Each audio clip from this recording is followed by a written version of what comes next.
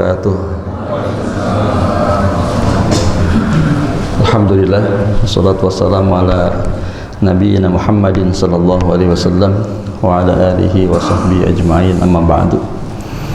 Hadirin dan hadirat, bapak-bapak, ibu-ibu yang dirahmati oleh Allah Subhanahu wa taala. Alhamdulillah, kita bersyukur kepada Allah Subhanahu wa taala bisa hadir kembali dalam kajian fikih Muqaranatul Majahib.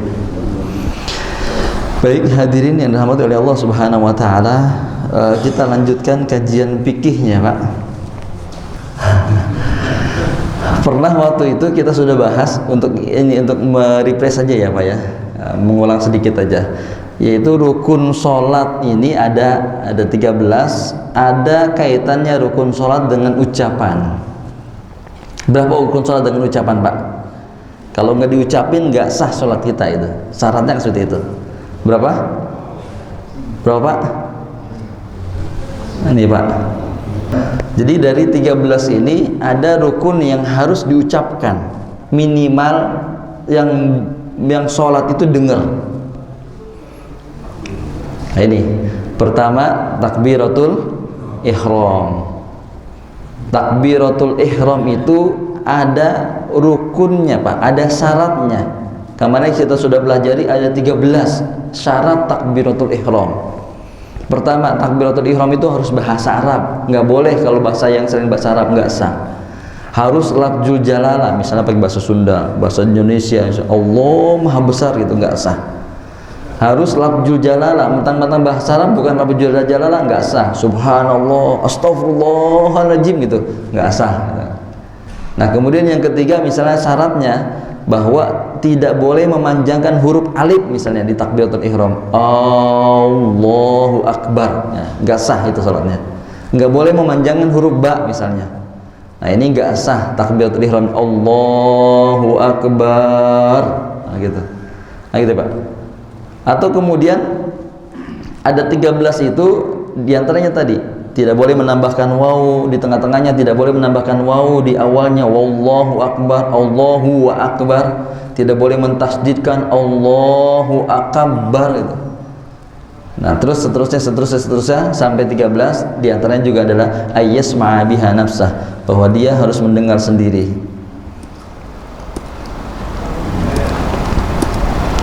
Nah, ini kemarin kita sudah bahas, Pak. Jadi takbiratul ihram ini ada 13. Nah, ini syarat-syaratnya bisa dibaca. Saya juga tadi sudah kirim juga. Nah, yang kedua yang terkait dengan rukun ucapan apa, Pak? Baca Al-Fatihah. Kalau takbiratul ihram panjang pendeknya saja salah, bisa berkaitan dengan ibadah sholat kita. Al-Fatihah juga sama, Pak. Harus dengar juga ini tiganya. Alhamdulillahirabbil alamin. Kupingnya dia dengar sendiri. Ar-Rahmanir-Rahim dan seterusnya. Nah, yang ketiga, rukun terkait dengan ucapan apa, Pak? Harus diucapin. Tadi kan udah tampil, Pak. Udah lupa lagi. Apa? Yang ketiga apa? Ini pagi hari ini kita akan bahas. Apa yang ketiga? Membaca tasyahud akhir. Tasyahud awal itu sunnah ya, Pak. Membaca tasyahud akhir. Nah, itu. Yang keempatnya apa? Membaca salawat. Yang kelimanya apa? Salam. Itu. Nah, kita sudah bahas 8 rukun, Pak. Yang pertama niat. Jadi niat ini niat itu ada 4 syarat, kemarin kita sudah bahas. Yang pertama, kalau niat itu harus menyebutkan maksudnya. Nawaitu gitu kalau bahasa Arabnya, atau usolli bahasa Arabnya juga, atau bahasa Indonesianya saya niat. Kemudian yang kedua, syarat niat itu harus menyebutkan bahwa dia sedang mengerjakan sholat wajib atau sholat sunnah. Usolli fardho, nah gitu. Sholat wajibnya sholat apa? Yang ketiga harus disebutin itu syaratnya. Sholat apa? Misalnya zuhur, asar, atau subuh. Usolli fardho subuh, saya niat sholat subuh. Nah, itu. Nah, ini Pak, minimal ada 3 syarat ini. Niat. Tapi kalau kata Syafi'iyah ditambah satu lagi, Pak. Bukan kata Syafi'iyah, maaf. Ditambah satu lagi kalau dia sholatnya berjamaah. Kalau sholat berjamaah, maka niatnya agar sah sholatnya itu dalam niat tambah satu lagi. Apa? makmuman. Kalau imam enggak menjadi syarat wajib harus niat imam. Kalau makmum, kalau enggak niat makmum, maka dia tidak dihitung sholat berjamaah. Nah itu. Nah ini pembahasan terkait dengan niat. Nah ini Pak, kemarin kita sudah bahas maksud niat dan seterusnya, syarat-syaratnya. Melafazkan niat juga kita sudah bahas. Ada sebagian mengatakan boleh bagi yang wiswas seperti Imam Syafi'i, Imam Hambali, mazhab Syafi'iyah dan Hanabila. Bahkan Maliki yang mengatakan enggak ada syariatnya, atau Imam Hanafi yang mengatakan bid'ah. Kalau orang yang suka ragu ketika usianya sudah tua, maka melafazkan niat juga dikatakan dibolehkan. Seperti itu. Harus pakai bahasa Arab enggak Pak? Niat? Enggak ada ya, syaratnya bahasa Arab ya. Jadi kalau seandainya tadi 4 ditambah lagi, kalau Syafi'i itu jadi 5 syaratnya niat. Apa Pak? Harus berbarengan dengan takbiratul ihram. Kalau Maliki, Hanafi, Hambali mengatakan boleh niat sebelum takbir. Bapak naruh sendal misalnya, niat sholat, atau sambil berdiri nih, imam belum mulai takbiratul ihram sambil berdiri, sholli fardhu subhi raka'ataini mustaqbilah qiblati adaan makmuman lillahi ta'ala, atau dalam hati saya niat sholat subuh 2 rakaat menjadi makmum lillahi ta'ala, Allahu akbar. Tapi kalau kata Syafi'iyah enggak sah niat sebelum atau sesudah takbir, harus berbarengan dengan takbir. Nah itu ya Pak. Nah jadi niatnya menurut Syafi'iyah adalah muqtarinan bit takbir. Ini Pak penjelasannya, niat. Kemudian takbiratul ihram, yang kedua kita sudah bahas. Nah kemudian berdiri, rukunnya berdiri bagi sholat wajib itu rukun. Kalau nggak berdiri bagi yang mampu nggak sah, kecuali bagi yang sakit. Itu ada kursi, makanya disediakan kursi itu banyak. Nah itu nggak apa-apa kalau yang nggak kuat. Tapi kalau yang kuat maka nggak berdiri nggak sah. Kemudian membaca Al-Fatihah, kemarin juga kita sudah bahas. Kemudian rukun keempat, ini juga sudah ya Pak. Ini sekedar mengulang aja. Nah, rukun kelima kita bahas waktu itu sudah 5, 6, 7, 8. Ruku ya Pak. Ruku itu syaratnya apa? Ruku itu syaratnya ada beberapa syarat agar ruku kita sah. Yang pertama, kepala dengan punggung itu lurus ya Pak. Kaki dan paha lurus. Ada nggak yang rukunya begini Pak? Begini, paha sama betisnya lurus ini. Nah itu. Yang ketiga syaratnya itu yang dipegang ini apa Pak? Ada nggak yang pegang gini Pak? Ada juga. Mudah-mudahan kalau udah ikut pengajian enggak ya. Jadi yang dipegang lutut. Ini hadisnya. Jadi Nabi SAW wada'a al-yadaini ala rukbatain. Jadi Rasulullah meletakkan tangannya di lututnya. Kemudian at-tafriq bainal asabi. Jari-jari tangannya direnggangkan, enggak dirapatkan ketika ruku seperti itu. Kemudian hadis bahwa Rasulullah SAW saking lurusnya punggungnya itu, kata Aisyah, kalau seandainya laukana qadahu ma'in ala dhahrihi ma taharrak. Kalau seandainya diletakkan itu gelas di punggungnya Rasul, saking lurusnya nggak akan jatuh itu. Seperti itu. Nah, ini rukun ruku ya, Pak. Dan yang kelima, rukun ruku adalah tumakninah.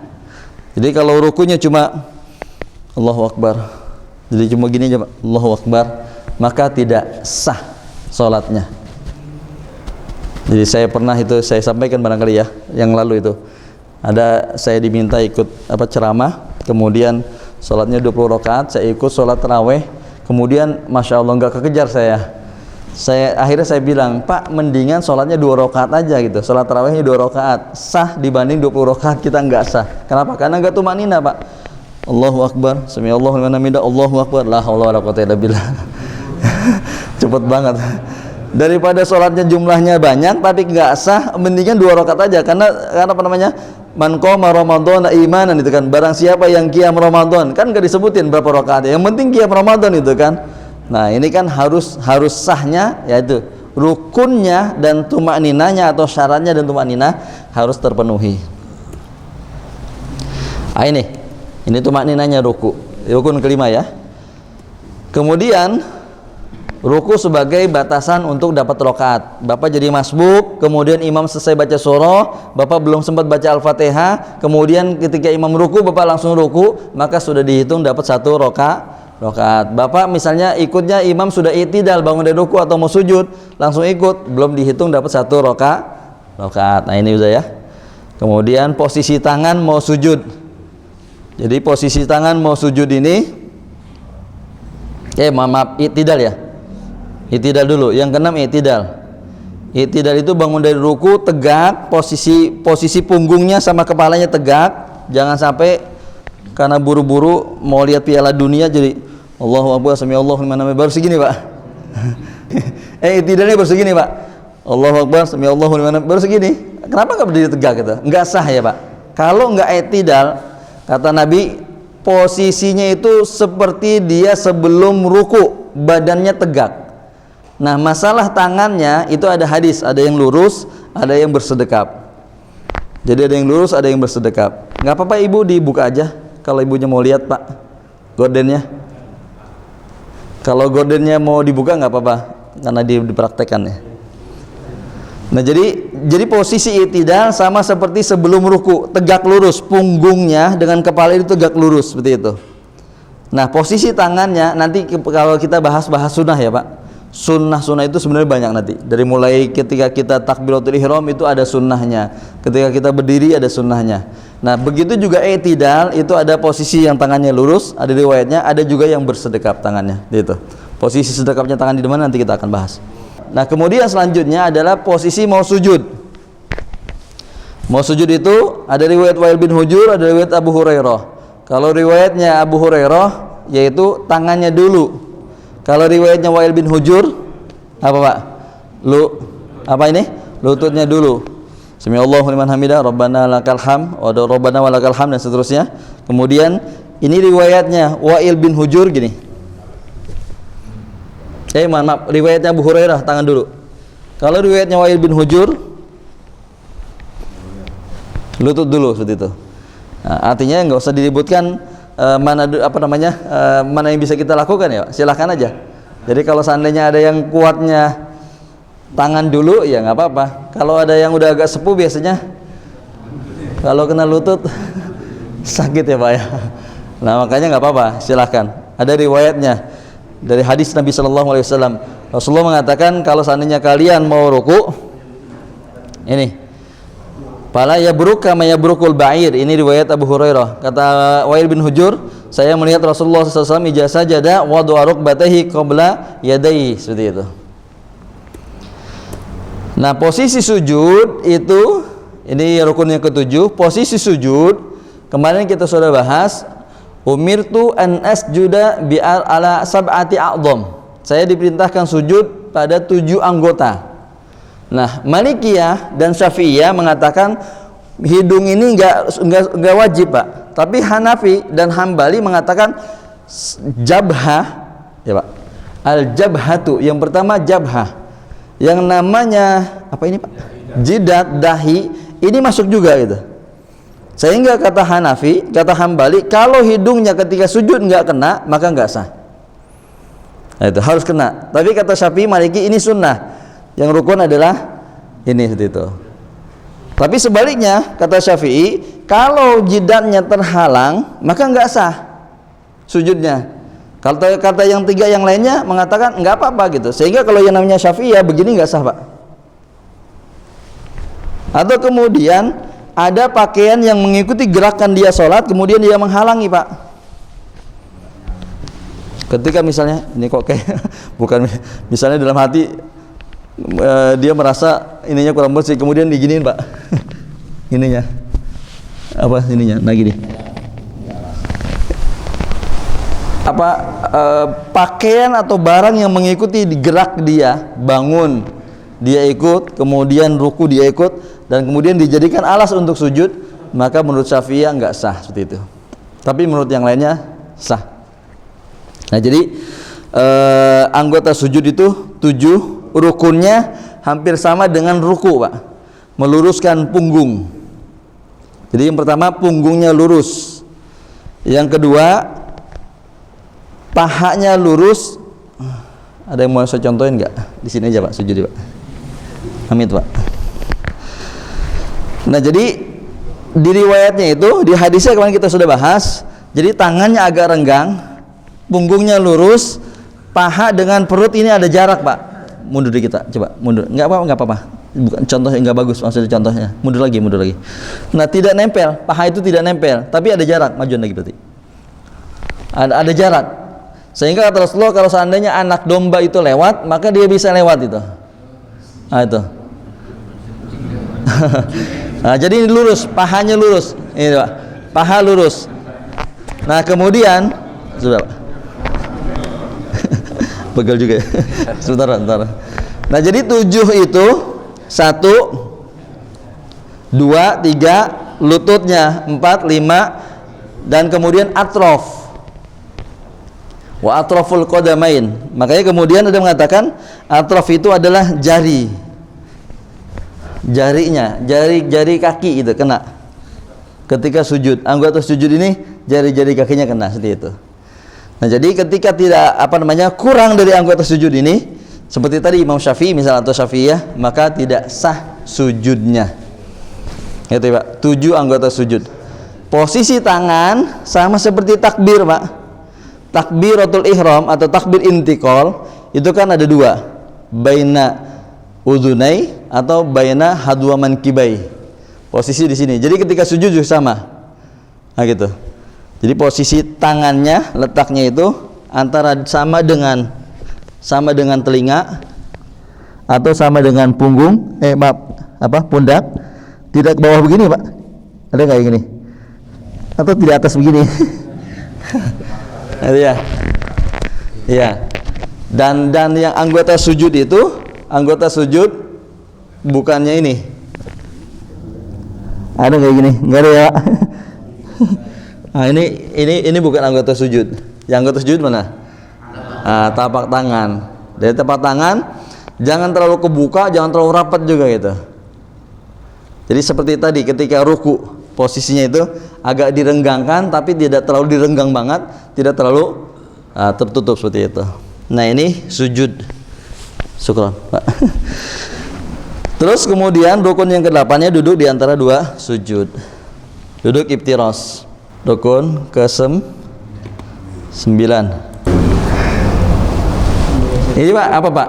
Yang ke-9 rukunnya. Duduk tasyahud akhir. Itu rukun ya, Pak ya. Nah, duduk tasyahud akhir, lihat, Pak. Jadi menurut jumhur mayoritas ulama adalah rukun. Menurut mazhab Hanafi adalah wajib. Wajib sama rukun sama nggak? Hampir sama ya, Pak. Kalau wajib kan kalau nggak dikerjain juga nggak sah juga itu kan. Ya kalau ditinggalin nggak sah itu kan. Seperti itu. Sebenarnya hampir sama posisinya. Rukun ya harus dikerjakan gitu. Tapi ada perbedaan, Pak. Dalam duduk tasyahud akhir ini, nah ini kita akan mengerti nih nanti. Mungkin ada di antara jamaah kita atau ada teman-teman kita yang kalau sholatnya itu kok duduk tasyahud akhirnya duduknya begitu gitu. Kok ada yang duduknya begini? Nah ini. Nah, mungkin asal tahu dasarnya nggak apa-apa, Pak. Asal jangan cuma ikut-ikutan aja. Saya duduk tasyahud akhirnya duduk iftiras saja gitu. Ya nggak apa-apa. Tapi asal tahu dasarnya. Nah, menurut Hanafi, mazhab Hanafi mengatakan bahwa duduk tasyahud akhir posisinya sholatnya berapapun, Pak. Sholatnya berapapun, mau dia sholatnya 2 rakaat, mau sholatnya 3 rakaat atau 4 rakaat yang ada tasyahud awalnya, atau misalnya sholatnya tanpa ada tasyahud awal yang wajib atau yang juga yang sunnah, maka duduk tasyahud akhirnya dengan iftiras. Jadi mendudukkan betis kaki kirinya, jadi pinggulnya itu duduk di kaki kirinya, wanasoba, dan meluruskan kaki kanannya. Nah, itu ya, Pak ya. Nah, jadi duduk apa namanya? Duduknya duduk iftiras. Kalau kata mazhab Hanafi, pokoknya namanya duduk tasyahud akhir seperti ini. Jadi pinggulnya duduk di ini, Pak, di kaki kirinya. Wa nasaba, dan diluruskan kaki kanannya ini. Nah, seperti ini. Ini duduk tasyahud akhir menurut mazhab Hanafi. Ada nggak dasarnya, Pak? Hanafi. Anna Nabi sallallahu alaihi wasallam jalasa yani li tasyahhud faftara rijlahul yusra. Hadis, Pak. Abu Humaid As-Sa'idi. Hadis Abu Humaid As-Sa'idi. Dalil yang lainnya kata Imam Hanafi bahwa qadamtul Madinah dari Wa'il bin Hujur. Saya datang ke kota Madinah, la anzuranna ila salati Nabi sallallahu alaihi wasallam falamma jalasa yani li tasyahhud iftara rijlahul yusra wa dhaya yadul yusra ala fakhidil yusra. Jadi ketika duduk tasyahud Rasulullah SAW iftiras, maksudnya duduk pinggulnya itu di atas paha kakinya, kemudian meletakkan tangannya di tangan kiri, tangan kiri ya di paha, di atas paha kiri seperti itu. Gitu, Pak. Masa tangannya nanti posisi tangan kanannya itu seperti ini, atau kemudian dari awalnya nunjuk atau kemudian menggerak-gerakkan, nah itu kan nanti posisi pembahasannya sunnah, nanti kita akan bahas kesempatan yang lainnya. Nah, seperti ini, Pak. Jadi Hanafi duduk tasyahud akhir rukun menurut Imam Hanafi posisi seperti ini. Gitu, Pak. Nah, yang kedua, mazhab Malikiyah kebalikannya, Pak. Kalau Maliki kebalikannya, duduk tasyahud akhir itu mau dia ada tasyahud awalnya atau bahkan bukan hanya tasyahud akhir, Pak. Tasyahud awal atau tasyahud akhir duduknya tawarruk. Pertanyaannya, Imam Malik pakai hadis nggak? Ya, apalagi Imam Malik punya kitab Muwatta ngarang hadis ya, Pak ya. Ibnu Mas'ud an-Nabi sallallahu alaihi wasallam kana yajlis fi wasiti shalah wa akhirnya mutawarrikan. Kata Ibnu Mas'ud, kata Imam Maliki, hadisnya dari Ibnu Mas'ud bahwa Nabi sallallahu alaihi wasallam ketika duduk di tengah-tengah salat tasyahud awal atau juga tasyahud akhir dengan cara tawarruk. Jadi pakai hadis ya, Pak. Ada hadis semuanya. Jadi caranya duduk tasyahud itu mau pakai iftiras, mau pakai tawarruk, yang penting ada dalilnya dan kita tahu itu cara Nabi gitu. Nggak usah saling menyalahkan ya, nggak usah saling merasa benar. Tapi istilahnya ada bahwa mau tawarruk, mau iftiras, ya semuanya ada dari Nabi sallallahu alaihi wasallam. Ini, Pak, perbedaannya. Jadi kalau tawarruk itu yang sebelah kanan, iftiras yang sebelah kiri, seperti itu. Nah, kalau Syafi'i dengan Hambali membedakan, Pak. Jadi Syafi'i dengan Hambali membedakan. Kalau kata Syafi'i bahwa duduk tasyahud akhir pada sholat yang 2 rakaat atau 1 tasyahud, atau juga sholatnya lebih dari 2 rakaat atau 2 kali tasyahud dengan cara duduk tawarruk. Kalau Imam Hanafi tadi, Imam Maliki tawarruk, pokoknya tasyahud awal, tasyahud tawarruk. Nah, ini kalau nanti kita lihat di dalam Majmu' Syarah Muhajjab, saya kutip pendapatnya Imam Nawawi, madhabuna annahu yustahabu ayajlisa fi tasyahudil awal muftarishan wa fi tsani mutawarrikan fa in kana shalat rakataini jalasa mutawarrikan.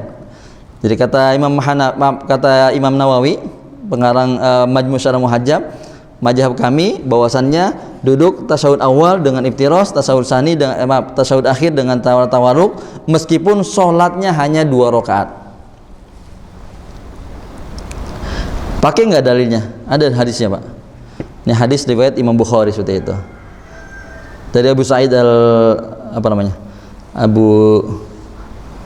Abu Humaid As-Sa'idi. Fa idza jalasa fi rak'ataini jalasa 'ala rijli yusra wa nasaba al-yumna wa idza jalasa fi rak'atil akhirah qadama rijli yusra wa nasaba al-ukhra wa qada 'ala maqadi.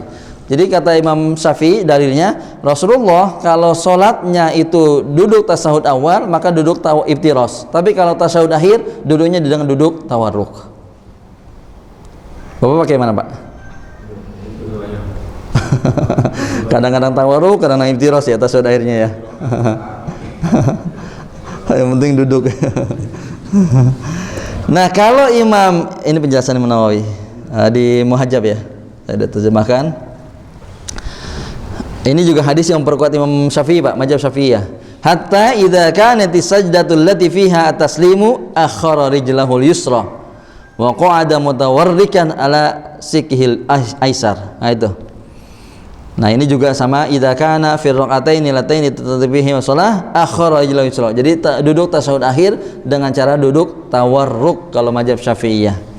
Mau salat subuh, mau salat qobliyah yang 2 rakaat, mau salat zuhur, mau sholat asar, kalau tasyahud akhir tawarruk. Tapi kalau tasyahud awal dengan duduk apa? Iftiras, seperti itu. Nah, bedanya Syafi'iyah dengan Hambali di sini, Pak. Jadi kalau Syafi'i itu kalau dia sholatnya yang 1 tasyahud atau 2 tasyahud, tasyahud akhirnya tetap dengan cara tawarruk. Kalau Hambali dia yang sholatnya hanya 1 kali tasyahud, misalnya seperti sholat subuh, tanpa ada tasyahud yang kedua, maka tasyahud akhirnya dengan cara iftiras. Nah gitu ya Pak ya. Nah, jadi kalau ada melihat saudara-saudara kita mungkin sholatnya di Masjidil Haram atau di Masjid Nabawi, duduk tasyahud akhir ketika sholat subuh dengan cara duduk iftiras, bisa jadi dia mengikuti Hambali atau mengikuti Hanafi. Seperti itu ya Pak ya. Wa qala al-Hanabiyah, nah ini tadi Bapak bisa baca ini Pak terjemahnya. At-tawarruk atau bahasa Arabnya enggak Pak? At-tawarruk fi tasyahud akhir wa huwa kal iftiras walakin yakhruju. Nah ini perbedaannya. Lakin qala al-Hanabiyah la yatawarruk fi tasyahud subih. Kata Imam Hambali enggak ada duduk tawarruk dalam salat subuh. Li'annahu laysa bi sadat, karena salat subuh enggak 2 kali tasyahud. Walladzi tawarruk fihi an-nabi seperti itu. Jadi yang namanya tawarruk itu kalau dia salatnya 2 kali tasyahud kata Imam Hambali. Tapi kalau kata Imam Syafi'i harus dibedakan karena hadisnya ada yang membedakan antara duduk tasyahud awal dengan tasyahud akhir. Ya intinya masing-masing punya dalil ya Pak ya. Punya hadis, punya dalil bahwa duduk tasyahud akhir rukun, ada yang dengan cara iftiras, ada yang dengan cara tawarruk, tetap mengikuti Nabi sallallahu alaihi wasallam. Ini dari Imam Hambali. Nah ini tabelnya Pak. Lihat. Jadi kalau mazhab Hanafi, kalau sholatnya 3 atau 4 rakaat, tasyahud awalnya itu dengan iftiras, tasyahud akhirnya iftiras. Kalau sholatnya 2 rakaat, tasyahud akhir tetap iftiras juga.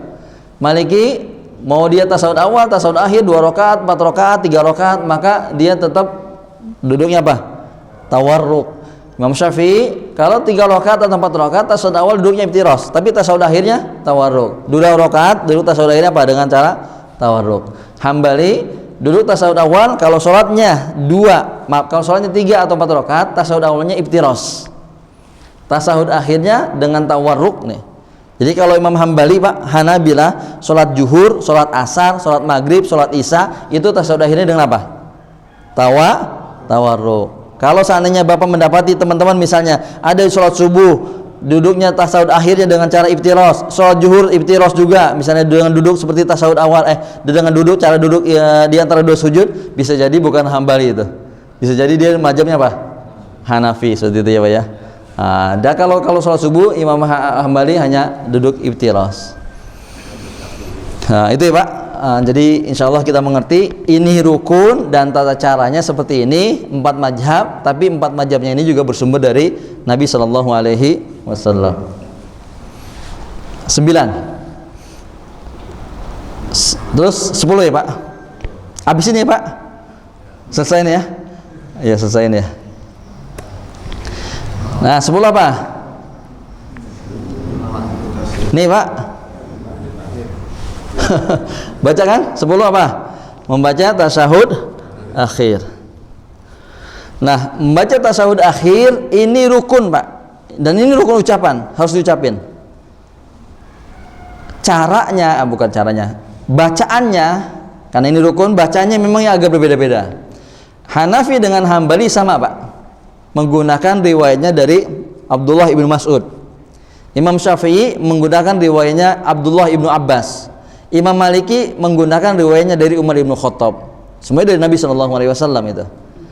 Bagaimana bacaan tasyahudnya Pak? Kalau Imam Hanafi bacaan tasyahudnya at-tahiyyatu lillah wassalawatu wattayyibatu assalamu alayka ayyuhan nabiyyu wa rahmatullah wabarakatuh. Assalamu alaina wa ala ibadillahi sholihin. Asyhadu an la ilaha illallah wa asyhadu anna Muhammadan abduhu wa rasuluh. Sampai situ Pak rukunnya. Ini sampai situ rukunnya. Kata Imam Hanafi, hadza huwa tasyahud alladzi rawahu Abdullah bin Mas'ud. Ini di tasahud yang dibaca Abdullah bin Mas'ud. Bacaan tasahud Abdullah bin Mas'ud lebih afdol dibanding bacaan Abdullah bin Abbas gitu. Kata Imam Hanafi gitu. Lalu kata Imam Maliki gimana? Kalau Imam Maliki tasahudnya, bacaan tasahud Imam Maliki adalah at-tahiyatu lillah, az-zakiyatu lillah, at-thayyibatu as-shalawatu. Makanya nanti kalau mazhab Maliki itu di antara sunnahnya ketika baca tasyahud, ketika menyebut lafzul jalalah digerakin Pak, ke kanan atau ke kiri. Jadi at-tahiyatu lillah, az-zakiyatu lillah gitu. Jadi menggerakkan tangan kanan kiri itu ketika menyebut lafzul jalalah. Kalau Hanafi ketika asyhadu alla itu gerakannya. Kalau Syafi'i asyhadu alla ilaha illa itu. Nah, gitu biasa di situ. Jadi bedanya sunnahnya dalam menggerakkan jarinya gitu. Jari kita ya Pak, jangan liatin jari orang. Kita jadi sunnahnya ketika sholat itu melihat kemana Pak? Ke tempat sujud. Tapi ketika kita baca tasyahud, maka sunnahnya kita melihat apa? Nah, tunjuk kita, jangan tunjuk orang dilihatin itu kan. Tunjuk kita. Nah, bacaan tasyahudnya yang rukun, nah ini Pak, yang rukun menurut Imam Maliki ada seperti ini: at-tahiyatu lillah, az-zakiyatu lillah, at-thayyibatu as-shalawatu lillah. Assalamu alayka ayyuhan nabiyyu wa rahmatullahi wa barakatuh. Assalamu alayna wa ala ibadillahi sholihin. Asyhadu an la ilaha illallah wahdahu la syarikalah wa asyhadu anna Muhammadan abduhu wa rasuluh. Wa qala Imam Malik afdalut tasyahud tasyahud Umar bin Khattab. Kata Imam Malik, tasyahud yang paling afdal adalah tasyahud Umar bin Khattab. Masing-masing menyampaikan, bukan mempromosikan ya Pak ya. Menyampaikan ya pastilah. Kata Imam Hanafi, yang paling afdal Abdullah bin Mas'ud itu kan. Kata Imam Maliki, Umar bin Khattab seperti itu. Nah, Imam Syafi'i bagaimana Pak tasyahudnya? Riwayat Imam Muslim ini. Imam Syafi'i mengatakan tasyahud adalah at-tahiyatul mubarakatus shalawatu at-thayyibatu lillah. Assalamu alayka ayuhan nabi wa rahmatullahi wa barakatuh. Assalamu alayna wa ala ibadillahi sholihin. Asyhadu an la ilaha illallah wa asyhadu anna Muhammadar Rasulullah. Ada riwayat yang lainnya wa asyhadu anna Muhammadan abduhu wa rasuluh. Ada juga ulama Syafi'i mengatakan wa asyhadu an la ilaha illallah wa asyhadu anna Muhammadan wa asyhadu anna sayyidana Muhammad Rasulullah sallallahu. Ya tidak akan, tapi yang dikutip Imam Syafi'i dari riwayatnya Imam Muslim seperti itu. Ini Pak, riwayatnya atau tasyahudnya Syafi'iyah. Bapak at-tahiyatu lillah atau at-tahiyatu az-zakiyatu lillah atau at-tahiyatul mubarakatuh shalawatu lillah? Yang mana Pak? Tapi bacakan Pak. Bapak baca yang mana? Bapak baca yang mana? Maksudnya saya tampilkan begini kan bukan berarti untuk apa namanya, untuk mempanatikkan.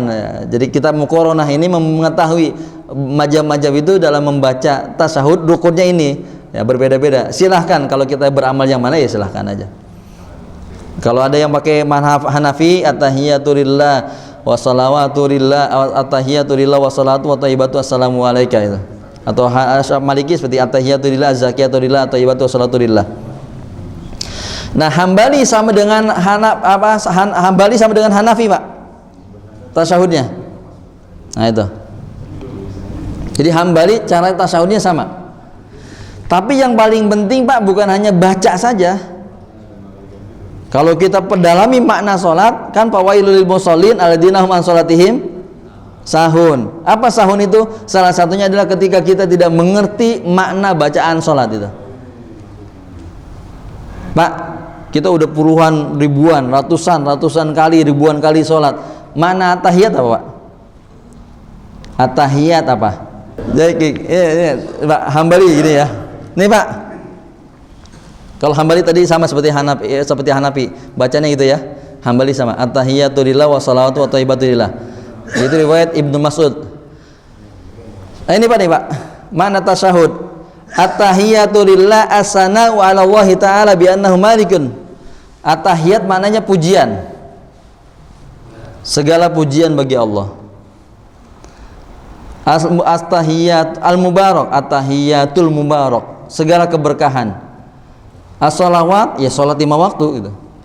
At-thayyibat segala amal soleh. Jadi kalau kita baca at-tahiyat itu gitu Pak, ya Allah, kan seolah-olah kita berbicara, ya Pak, segala pujian dan kebaikan hanya milik-Mu ya Allah, segala keberkahan, segala sholat 5 waktu dan juga segala amal soleh yang saya lakukan hanya untuk-Mu. Kan seperti itu Pak. At-tahiyatul mubarakatus shalawatut thayyibatu lillah. Jadi segala pujian atas keagungan-Mu ya Allah, kemudian segala kebaikan atau thayyibat, segala keberkahan. Al-barakah itu apa? An-numu di sini dikatakan. Al-mubarakat an-namiyat. As-shalawat as-shalawatul khams. Jadi sholat 5 waktunya kita untuk siapa Pak? Keberkahan yang diberikan itu dari siapa Pak? Dari Allah. Kemudian ibadah-ibadah yang kita lakukan amal soleh ini untuk siapa Pak? Lillah, itu kan ya. Jadi at-thayyibatu lillah. As-shalawat, salat kita untuk siapa? Lillah, itu. Jadi at-tahiyat, segala penghormatan hanya untuk siapa? Segala keberkahan yang kita dapatkan hanya untuk siapa kita berikan? Jadi kalau kita dapat harta rezeki, punya uang, punya mobil, punya rumah segala macam, keberkahan harta yang kita terima, umur atau kesehatan ini keberkahan, kita persembahkan untuk siapa? Untuk Allah. Nah gitu ya. Jadi sambil baca bahasa Arabnya, bacaan tasyahud, hati kita ngomong, ya Allah, segala penghormatan dan keagungan hanya untuk-Mu, segala keberkahan yang kami dapatkan kami baktikan untuk-Mu, segala sholat 5 waktu, seluruh sholat 5 waktu kami hanya untuk-Mu, seluruh kebaikan-kebaikan kami hanya untuk-Mu. Seperti itu. Itu ya Pak mananya ya. At-tahiyatul mubarakatus shalawatut thayyibatu. Thayyibatu siapa? Lillah. Assalamualaikum ayyuhan nabi wa rahmatullahi wabarakatuh. Semoga Allah berikan keselamatan untukmu wahai nabi.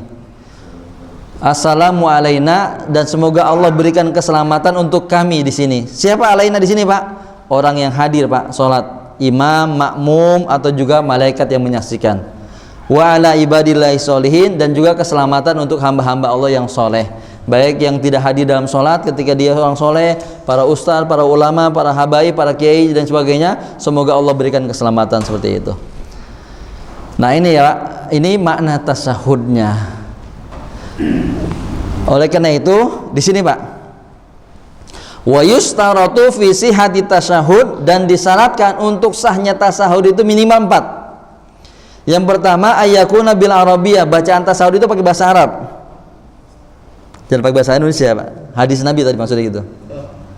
Yang kedua ayyuwal liya baina kalimah, harus berurutan, jangan berhenti. At-tahiyatu, maksudnya enggak dijeda lama gitu. Yang ketiga ayyas ma'a nafsah, dia yang sholat itu dengar Pak bacaan tasyahudnya dia. Jadi takbiratul ihram, baca al-fatihah, baca tasyahud harus dengar at-tahiyatul gitu. Jadi kayak berbisik Pak, berbisik telinganya dia sendiri, dengar. Bacanya tertib, jangan jangan assalamu alayka ayuhan nabi wa rahmatullahi wabarakatuh, assalamu alayna wa ala ibadillahi sholihin, at-tahiyatu, bisa seperti itu. Nah itu nggak sah, itu ya Pak ya. Jadi bacaan tasyahud adalah rukun, dan kemudian ada 3 hadis Ibnu Mas'ud, Abdullah Ibnu Abbas atau juga Ibnu Khattab. Nah ini yang dipakai oleh ahli sunnah wal jamaah. Silahkan Bapak atau kita pakai yang manapun, tetap mengikuti Nabi Shallallahu Alaihi Wasallam. Lanjut Pak? Lanjut ya. Baik, yang ke-11. Nah ini Pak, udah mau selesai. Apa yang ke-11? Membaca sholawat. Menurut Syafi'iyah dan Hanabilah ini rukun. Menurut Maliki dan Hanafi ini sunnah. Menurut Syafi'i dan Hambali dalilnya innallaha wa malaikatahu yusholluna 'alan nabi ya ayyuhalladzina amanu shollu. Kalimat shollu di sini menunjukkan perintah, bacalah sholawat gitu. Kalau kata Imam Syafi'i, sholawat ini minimal yang rukunnya adalah sholawat untuk Nabi Pak. At-tahiyatul mubarakatus sholawatut thayyibatu lillah. Assalamu alayka ayuhan nabi wa rahmatullahi wabarakatuh. Assalamu alayna wa ala ibadillahi sholihin. Asyhadu an la ilaha illallah wa asyhadu anna Rasulullah. Allahumma sholli ala Muhammad. Dah sampai situ Pak. Nah, tasawuf awal maupun tasawuf akhir rukunnya sampai situ. Tapi kalau kata kata Hambali, tasawuf akhir itu tasawuf Ibrahimiyahnya juga rukun. Kalau nggak dibaca nggak sah. Allahumma sholli ala Muhammad wa ala ali Muhammad kama shallaita ala Ibrahim wa ala ali Ibrahim wa barik ala Muhammad kama barakta ala Ibrahim innaka Hamidum Majid. Kata Imam Hambali sampai situ. Kalau cuma Allahumma sholli ala Muhammad enggak sah. Tapi kata Imam Syafi'i Allahumma sholli ala Muhammad atau Allahumma sholli ala Sayyidina Muhammad. Rukunnya Pak, itu seperti itu. Jadi makanya ketika tasyahud akhir, ya, ketika tasyahud awal, ya Pak, ketika tasyahud awal kan asyhadu an la ilaha illallah asyhadu anna muhammadar rasulullah Allahumma sholli ala Muhammad. Allahu akbar. Gitu ya Pak ya. Jadi ketika tasyahud awal biasanya seperti itu. Jadi wasallallahu ala Rasulullah Allahumma sholli ala Muhammad. Allahu akbar. Rukunnya memang sampai Allahumma sholli ala Muhammad, bacaan salawat. Kalau kata Syafi'iyah, kalau kata Hambali bacanya Allahumma sholli ala Muhammad wa ala ali Muhammad kama shallaita ala Ibrahim wa ala ali Ibrahim wa barik ala Muhammad kama barakta ala Ibrahim innaka Hamid. Nah, ini versinya Pak. Allahumma sholli ala Muhammad. Ada pertanyaan juga hadisnya Allahumma sholli ala Muhammad wa ala ali Muhammad, atau kalau di sini Allahumma sholli ala Muhammad wa ala ali Muhammad kama shallaita ala Ibrahim wa ala ali Ibrahim wa barik ala Muhammad wa ala ali Muhammad, dan seterusnya itu. Ini riwayat Imam Muslim, Bukhari Muslim. Nah, ini riwayatnya Allahumma sholli ala Muhammad wa ala ali Muhammad kama shallaita ala Ibrahim wa ala ali Ibrahim innaka Hamidum Majid wa barik ala Muhammad wa ala ali Muhammad kama barakta ala Ibrahim wa ala ali Ibrahim innaka Hamidum Majid. Nah, menurut Imam Hambali rukunnya sampai di situ Pak, innaka Hamidum Majid. Bacaan Allahumma inni a'udzubika min adzabil qabri wa min adzabin nar wa min fitnatil mahya wal mati wa min syarri fitnati masiihid dajjal. Nah, itu sunnah. Atau kemudian Allahumma, ya baca doa. Imamnya belum baca salam ini, ya enggak apa-apa. Masih baca doa aja enggak apa-apa. Jadi Allahumma inni a'udzubika min adzabil qabri wa min adzabin nar wa min fitnatil mahya wal mati wa min syarri fitnati masiihid dajjal. Atau kemudian Allahumma a'inni 'ala dzikrika wa syukrika wa husni ibadatik. Dan seterusnya boleh kita baca. Yang penting dari hadis atau juga dari Al-Qur'an. Kalau pakai bahasa Indonesia setelah tasyahud akhir jangan pakai mulut ya Pak ya. Di hati aja seperti itu. Atau ketika sujud, ketika pakai bahasa Indonesia doanya jangan pakai mulut itu. Di hati saja gitu, seperti itu. Jadi kalau dalam sholat itu bacaan-bacaan yang dari Rasulullah SAW. Imam Hanafi, Imam Hambali mengatakan salawat itu sunnah. Nah, ini tabelnya Pak. Jadi tabelnya Imam Hanafi bahwa salawat itu sunnah, bacanya seperti ini. Imam Maliki juga sunnah, bacaan seperti ini salawat. Imam Syafi'i rukun, tapi rukunnya bacanya Allahumma sholli ala Muhammad atau Allahumma sholli ala Sayyidina Muhammad. Sedangkan Ibrahimiyahnya ini adalah atau salawat untuk keluarga Nabi sunnah. Untuk Imam Hambali adalah semuanya dari Allahumma sholli ala Muhammad sampai innaka Hamidum Majid rukun, seperti itu. Tapi Pak, itu yang ke-11 terakhir. Yang ke-12 kasih salam. Kasih salam. Ucapin salam. Ittafaqa salasa min al-a'immah ala annal khuruja minas salati ba'da tamamiha la budda ayakuna bilabzi assalam. Semua sepakat kalau untuk mengakhiri salat maka dengan mengucapin salam. Kalau kata Imam Syafi'i, Imam Hanafi, salam itu cukup assalam. Innaka Hamidum Majid assalam gitu. Tanpa alaikum, Pak. Kata Imam Hanafi boleh sah assalam. Tapi kalau mau sempurna lagi assalamualaikum warahmatullah. Itu Pak. Nah, ini menurut Imam Hanafi. Imam Hambali sama. Rukunnya salam itu 2 kali. Kalau cuma salamnya sekali enggak sah. Assalamualaikum warahmatullah. Assalamualaikum warahmatullah. Bangun dia enggak sah, Pak. Batal salatnya. Kalau kata Imam Hanafi, Imam Hambali. Gitu ya. Hanafiyah dan Hanabilah mengatakan rukun salam itu 2 kali. Dalilnya mana? Ini Pak. Innama yakfi ahadukum ayyadhu ayada ala summa yusallim ala akhi ala yamini wa shimal. Jadi kata Imam Hanafi, Imam Hambali, kemudian salam ke kanan dan ke kiri. Assalamualaikum warahmatullahi. Jadi warahmatullahnya itu pas nengok ke kanan. Warahmatullah itu warahmatullah. Jadi assalamualaikum. Jadi jangan pas assalamualaikum warahmatullah ya, lurus Pak. Jadi pas warahmatullah ini yang kanan. Assalamualaikum warahmatullah. Assalamualaikum warahmatullah itu. Gitu. Nah, kalau Imam Maliki mengatakan salam ini rukun, jadi bisa juga kata Imam Maliki, Assalamualaikum warahmatullahi wabarakatuh, ditambahin Pak kalau kata Maliki. Tapi boleh ngucapin Assalamualaikum. Jadi kalau Imam Maliki, Imam Hanafi Assalam paling minimal. Kalau kata Maliki Assalamualaikum. Tapi kalau sempurnanya lagi Assalamualaikum warahmatullahi wabarakatuh. Assalamualaikum. Sekali rukunnya. Kalau Maliki yang ke kirinya sama dengan Syafi'i sunnah gitu. Gitu ya. Hambali, Hanafi ke kiri, ke kanan sama ke kiri rukun. Kalau kata Syafi'i dan Maliki hanya ke kanannya saja yang rukun. Itu hadisnya Pak, riwayat dari Abu Dawud dari Wa'il bin Hujur. Nah ini Syafi'i. Syafi'i Assalamualaikum hanya satu kali Pak, tanpa wabarakatuh kata Syafi'i. Mau sholat apapun tanpa wabarakatuh. Assalamualaikum warahmatullahi. Gitu Pak ya. Kalau yang Assalamualaikum warahmatullahi wabarakatuh biasanya Hanafi. Maaf, Maliki. Kalau Syafi'i Assalamualaikum warahmatullahi. Hadisnya ya ini hadisnya. Karena Nabi SAW kana yusallimu an yaminihi wa an yasarihi assalamualaikum warahmatullahi, assalamualaikum warahmatullahi, hatta yarad, sampai terlihat kelihatan apa namanya ini? Apa ini Pak? Nah, pipinya, putih pipinya sampai kelihatan begitu. Nah, jadi nengoknya pipinya sampai kelihatan. Nah, Imam Hambali sama dengan Hanafi, 2 kali salam rukunnya. Kalau sekali salam nggak sah. Nah ini Pak, terakhir tabelnya perbandingan rukun salam. Jadi kalau Imam Hanafi boleh hanya ucapan assalam, sah itu Pak, tapi harus ke kanan dan ke kiri. Kata Imam Maliki harus minimal assalamualaikum atau salamun alaikum kata Imam Maliki. Tapi kalau mau lengkap lagi assalamualaikum warahmatullahi wabarakatuh.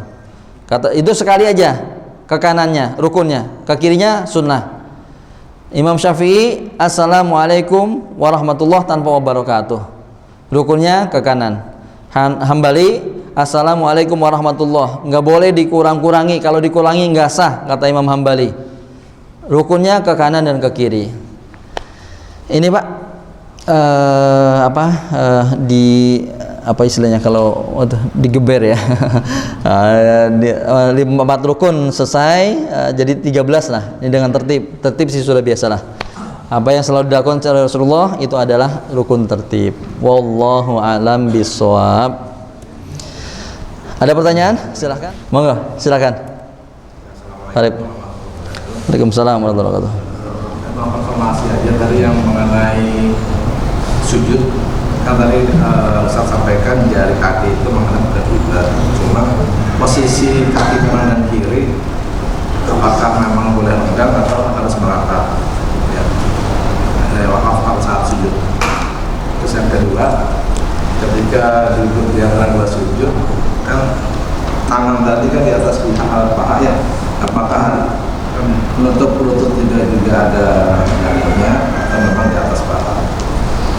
Terus yang terakhir mengenai baca sholawat tadi atau tasyahud kan ucapan kita bisa terdengar oleh telinga kita.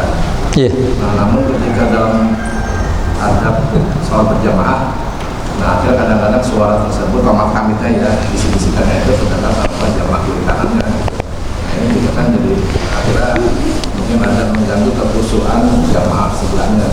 Nah, apakah berlaku tadi dengan ucapan yang terdengar tersebut? Iya, afwan. Ucapannya, bisikannya minimal dia dengar, ya diusahakan jangan kencang juga ya Pak. Maksudnya pertanyaan ketiga itu artinya kalau tadi rukunnya atau syaratnya ketika rukun yang diucapkan kan ada 5, takbiratul ihram, baca Al-Fatihah, baca tasyahud, baca sholawat, salam, ini kan harus terdengar. Nah maka terdengarnya itu minimal sama dia gitu. Artinya jangan sampai juga kenceng ke sebelahnya sampai dengar itu. Kadang-kadang di shop yang kedua imam juga sampai dengar. Nah, pelan aja Pak, bacanya minimal jadi gini. Jadi minimal yang dengar itu dirinya sendiri itu. Kecuali kalau yang mohon maaf misalnya sakit apa namanya? tunarungu, nah, ini kan sakit, nggak apa-apa, nggak mendengar juga emang nggak dengar kan, dia sah. Nah tadi pertanyaan yang ketiga, jadi ya usahakan jangan sampai mengganggu juga lah, mengganggu teman kita. Atau misalnya kayak yang melapaskan, saya mengikuti mazhab yang melapaskan niat misalnya, usolli, baca usollinya kencang banget, nggak usah kencang-kencang juga gitu. Wah, jadi yang penting sebenarnya kan membantu kita aja. Rukunnya niatnya itu kan di hati, jangan sampai kemudian usolli fardhu subhi gitu. Nggak usah kencang-kencang juga, pelan-pelan aja.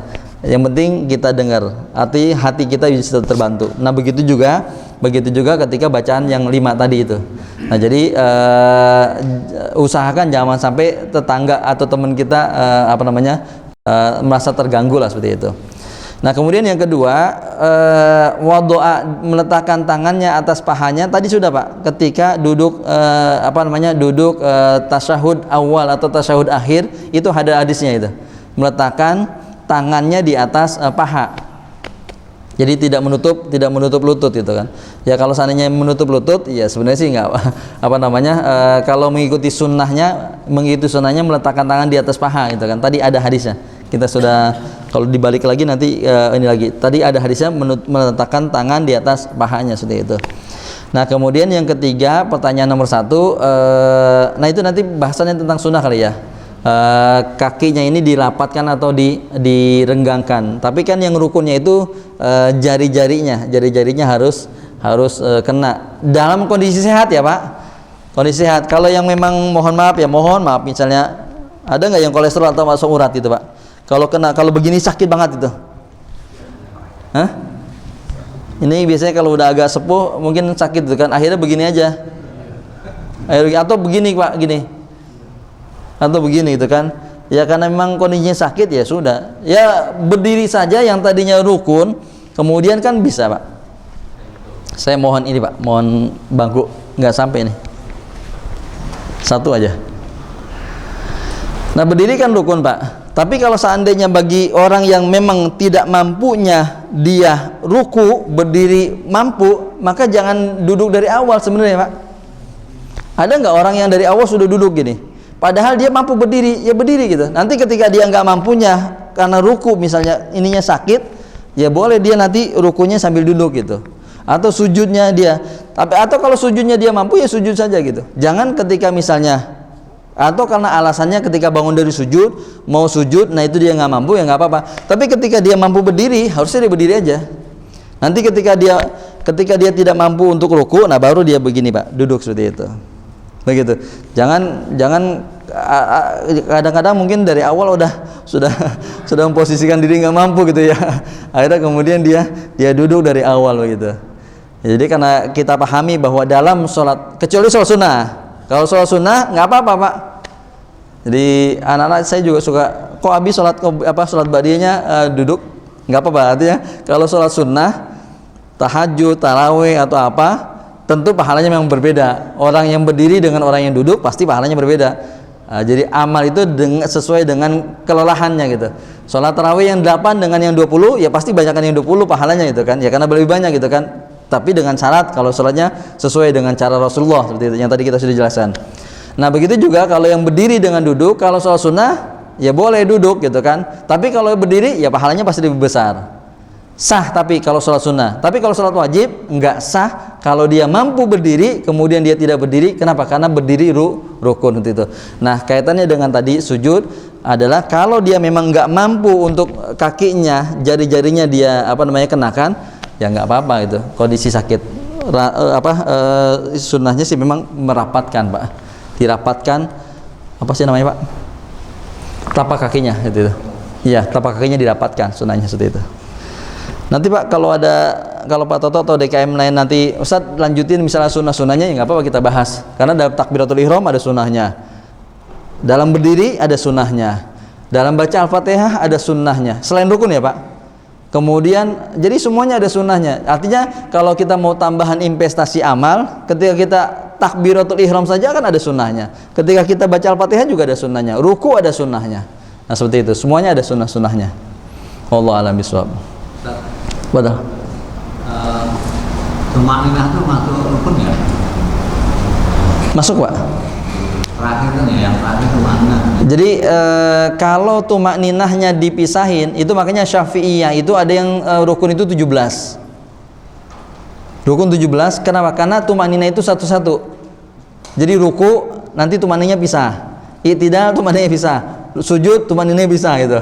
Nah, makanya ada juga yang 13 karena memang ruku dengan tumak ninah, sujud dengan tumak ninah. Nah gitu. Nah, jadi tumak ninah itu artinya sebenarnya sama sih. Jadi tumak ninah itu rukun. Sujud itu anggota yang 7 dengan tumak ninah itu harus kena. Begitu juga ruku itu yang 5 tadi syaratnya, syarat ruku itu dengan tumak ninah juga masuk. Jadi 4 ditambah 1 tumak ninah. Jadi syarat sahnya ruku itu, nah itu tadi itu. Nah, jadi tumak ninah itu termasuk rukun dalam sholat. Sehingga kalau kita rukunya nggak tumak ninah, sujudnya nggak tumak ninah, maka nggak sah. Gitu Pak. Jadi bagian atau termasuk dalam rukun sholat. Hanya di sujud dan ruku aja, bukan cuma kalau bacaan dua. Iya, makanya gini, apa namanya, yang berdiri nggak ada sebut tumak ninahnya. Nah, jadi duduk tasyahud akhir nggak ada tumak ninahnya. Jadi sujud dengan tumak ninah, kemudian apa namanya tadi, ruku dengan tumak ninah, duduk di antara dua sujud dengan tumak ninah, seperti itu. Nah, jadi berdiri juga kan, kalaupun nggak disebutkan tumak ninah kan pasti dia harus berdiri tegak. Syaratnya berdiri tegak, kepalanya dan punggungnya berdiri tegak, seperti itu Pak. Itu wallahu a'lam bishawab. Demikian barangkali, kalau cukup dan tidak ada pertanyaan, mudah-mudahan paham semuanya. Kita akhiri dengan doa kafatul majlis. Subhanakallahumma bihamdika, asyhadu an la ilaha illa anta astaghfiruka wa atubu ilaik. Assalamualaikum warahmatullahi wabarakatuh.